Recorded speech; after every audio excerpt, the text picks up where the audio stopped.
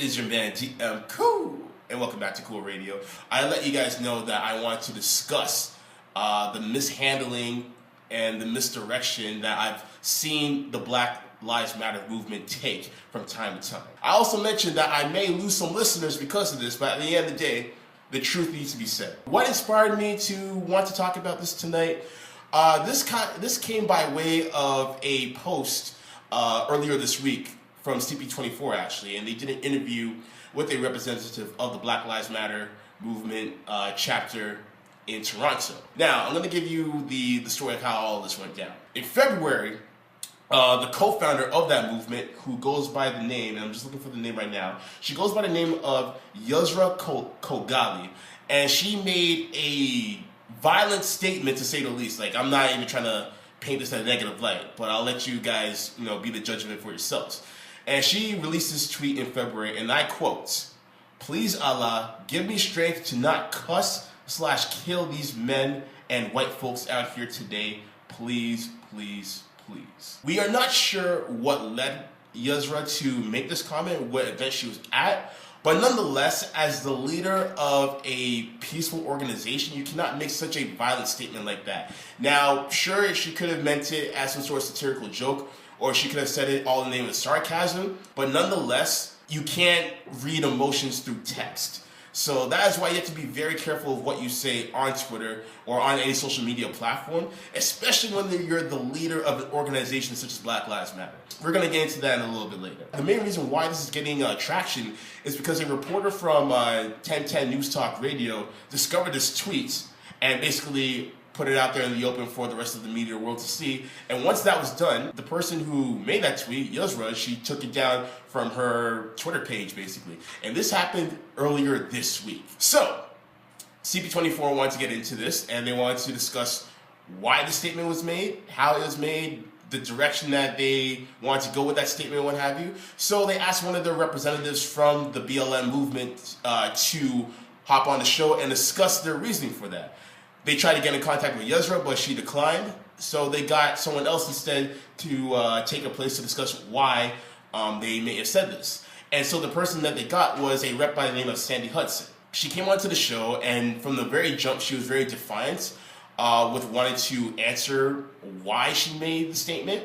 And this is what Sandy said while she was on CP24. And I quote, "I won't comment on it. It would be besmirching the memory of Andrew Loku, of Jermaine Carby, and the people who have died in our community." She also went on to say that the tweet was not within the public's interest. I'll get to that later on. She also said, "This is tabloid. It's not public interest news. It's not news. What is in the public interest is what our decision makers are going to be doing to ensure that Black folks are not discriminated against, unfairly targeted, dehumanized, and killed by police services in our city and country." Now, here's what I have to say about that statement right there. And mind you, the statements are kind of spread throughout the interview. While I do understand and agree exactly where she's coming from, because the fact that unarmed Black people have been gunned down, unrightfully so, with no process trial for these officers, what have you, while I do agree with that, her main issue, in my opinion, is that she stuck with that narrative the entire 10 to 11 minutes of that interview. She made her points valid and clear within the first 3-4 minutes of the interview, and she should have left it at there, and she should have attempted to answer for the tweet that was put out there, but she didn't. She continued on with that narrative and refused to, I wouldn't say take responsibility for that tweet, but she at least refused to answer on the behalf of her fellow co-founder, which I found was, a little disappointing to say the least. And I'm going to say this because of the fact that, once again, you have your co-leader, or co-founder rather, of an organization that is meant to bring upon information and light about what is happening with Black people in disenfranchised areas of North America.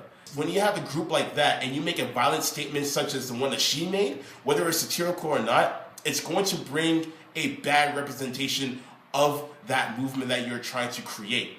And I, for one, stand for Black Lives Matter, because at the end of the day, this is something that needs to be widespread. But at the same time, it needs to be done in a tactful manner. That was far from tactful. From outside looking in, it looked very militant, and it looked like it was drawn from an emotional response, basically. That emotion is warranted, but when you are speaking to certain public figures or you're speaking to media outlets in general, you have to explain it in a very tactful manner, and you have to be careful of what type of rhetoric you are using when you are trying to explain your stance in that matter, because if you don't and you come across as some sort of vigilante, for example, then it's going to fall on deaf ears and it's going to make your movement look that much worse. There are people in America who feel like Black Lives Matter movement is some sort of terrorist organization, and that couldn't be further from the truth. But when you make a statement like, please Allah, give me the strength not to kill these white people, you are giving them reason to believe that it is a terrorist organization if they're not educated on the matter. So you can't give them fuel for their fire is what I'm trying to say. And this is not the first time that a representative from BLM has made the wrong choice in trying to make an impact. I remember as far back as last year when Bernie Sanders was doing a rally, I can't remember in which city, but then you had two black individuals came in, basically bum rushed him off the stage and basically started talking about what needs to be done within the black community. I get that, don't get me wrong, but at the same time, you're doing it to the wrong person. That's Bernie Sanders. He's the only one of these candidates that actually gives a damn about black people, basically. You're doing it to the wrong person. And even if you're doing it to the right person, you still need to have some sort of strategy behind that. And that brings me to Hillary Clinton. Now, I remember there was a statement that Hillary came out with in 1994 or 95, somewhere around that time. It had something to do with young black males are predators and they need to be brought to justice to heal. Now, obviously, a lot of black people got offended by that, but at the same time, some of those black people who confronted Hillary Clinton about it, they didn't do it in a tactful manner. Now, whether or not they were part of the BLM movement, that's here or there, basically. Like, that's up for debate. We don't know that for a fact. But the way they confronted her was very emotional. It was very confrontational, and it just made their efforts go for naught, basically. So when you are given that opportunity to speak to someone like Hillary Clinton, one-on-one, face-to-face, you got to compose yourself. You got to be tactful, or else these people aren't even going to care about what you have to say, and your words are going to fall on deaf ears, and they're not going to take you seriously. Some people don't take it seriously because of statements like that. I feel like Sandy could have done a better job in trying to make her point come across. She at least should have just explained to the best of her ability what that statement meant, because at the end of the day, that was not tabloid. Kim Kardashian talking about how she got a new ass implant, that's tabloid. And she also mentioned that this is not in public interest. Oh, no. This is definitely in public interest. Because the public now knows, whether they are educated about BLM or not, they know that they now see a possible radical within your group. And if I were the BLM chapter in Toronto, I would investigate the hell out of what this person meant behind that tweet and then take action with that person, so to speak. Because they do not need someone like that spearheading their campaign, or else all their efforts will go in vain, and that's a guarantee. I had a debate with somebody about this yesterday, actually, when I posted it on the Cool Radio fan page. Make sure you like it on Facebook, by the way. Cool Radio, the word cool, all in caps, just putting it out there. And basically, I'm not going to go into the entire details of that debate. You can check it out for yourselves. But one of the things that this loyal listener mentioned was how it's somewhat comparable to Trump, and how Trump is racist, but no one gives him any type of reprimand for it. But I disagree because of the fact that Donald Trump and his campaign and the BLM chapter in Toronto are two completely different entities. The main difference is the fact that we all know that Trump is a racist. We all know that he's a fascist, a dictator of sorts. It's not that we're just finding this out right now. We've known this for years. He discriminates against anyone that isn't white. So if you're black, if you're Muslim, if you're a woman, hell, he wants Muslim people to wear badges on their damn chest like it's friggin' the Holocaust all over again. We know he's a racist bigot. We know that, and this is no surprise. It's disappointing that he has a legion of followers that feel this way, but at the end of the day, that we know his campaign is filled with hateful rhetoric. That has been the standard of his campaign ever since he began it. Now, as far as Black Lives Matter Toronto is concerned, they are not a hateful campaign movement. They are supposed to be a peaceful campaign brought upon to bring about certain injustices to the light of the rest of society.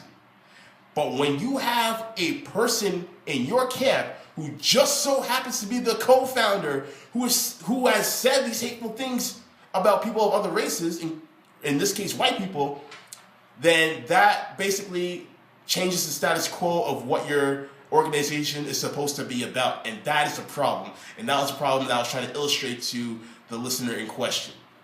So no, there are no similarities between the two. They are worlds apart. And also, I had a conversation with one of my friends earlier today. Shout out to my homegirl Kayla. And basically, she mentioned how she went to a Black Lives Matter movement with her brother and her mother. Now, keep in mind that this person is biracial, okay? So both her and her brother are biracial, and her mother is white.